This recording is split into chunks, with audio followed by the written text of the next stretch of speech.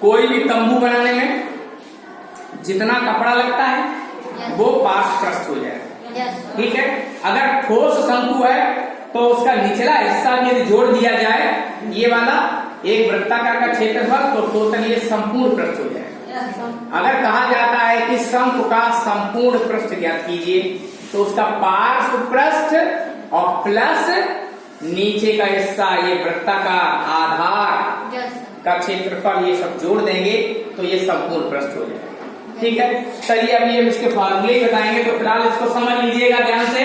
देखिए शंकु का चित्र बना हुआ है, नीचे का हिस्सा ये वृत्ताकार होता है, लिखा हुआ मैंने आधार। शंकु का आधार वृत्त होता है जिसका वृत्त का क्षेत्रफल पाई आर स्क्वायर हो गया।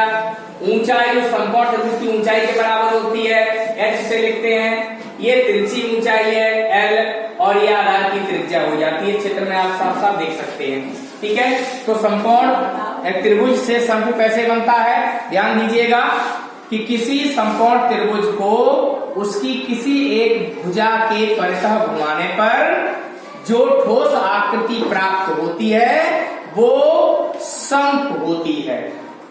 बात समझे? और उस समकोण त्रिभुज की ऊंचाई जो है वो क्या होती है, शंकु की ऊंचाई हो जाती है। उस समकोण त्रिभुज की दूसरी भुजा उस शंकु की त्रिज्या हो जाती है, उसके आधार की त्रिज्या। उस समकोण त्रिभुज की तीसरी भुजा जो कर्ण होती है उस शंकु की तिरछी ऊंचाई हो जाती है। बात समझे? तो हमने यहाँ पर ये लिखा भी है, ध्यान दीजिएगा। शंकु का आधार वृत्त होता है, शंकु के आधार का क्षेत्रफल बराबर वृत्त का क्षेत्रफल पाई आर स्क्वायर। शंकु के आधार का परिमाप 2 पाई आर होता है क्योंकि उसकी परिधि होती है वृत्त की।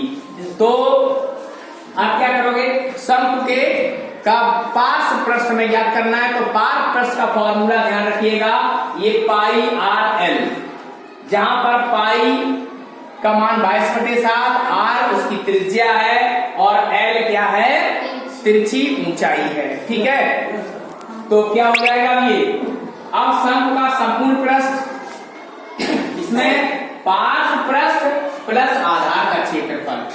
ठीक है, तो क्या हो जाएगा, दोनों को जोड़ दीजिए तो ये मिल जाएगा pi R L plus pi R square. Pi R यहाँ भी है, दोनों में से बाहर निकाल लिया तो एल प्लस आर बन गया। तो ये सूत्र बन गया पाई आर एल प्लस आर। अब तिरछी ऊंचाई कैसे ज्ञात करेंगे देख लीजिएगा।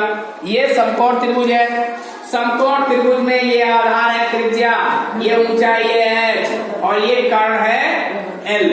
तो इसमें पाइथागोरस प्रमेय को हम लगा देंगे, कर्ण का वर्ग बराबर आधार का वर्ग प्लस लंब का वर्ग। तो ये पाइथागोरस प्रमेय लगाइए हमने इस त्रिभुज में, तो क्या हो गया, कर्ण का वर्ग बराबर आधार का वर्ग प्लस लंब का वर्ग।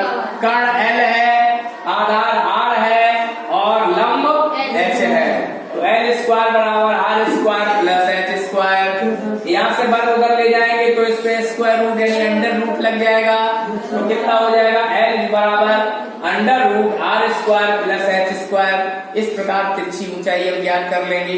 ठीक है, अब शंकु का अगर आयतन निकालने की बात आती है कि आयतन जो ठोस आकृति बनेगी उसका आयतन कितना होगा।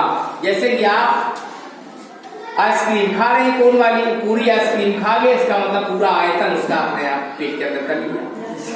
ठीक है, तो आयतन हो गया, वो आयतन कितना होता है, तो इस आयतन का फॉर्मूला होता है 1/3 आधार का क्षेत्रफल गुणा ऊंचाई। आधार का क्षेत्रफल आप जानते हैं पाई आर स्क्वायर होता है, ऊंचाई h होती है, तो 1/3 पाई आर स्क्वायर इंटू h, ये इसके आयतन का सूत्र।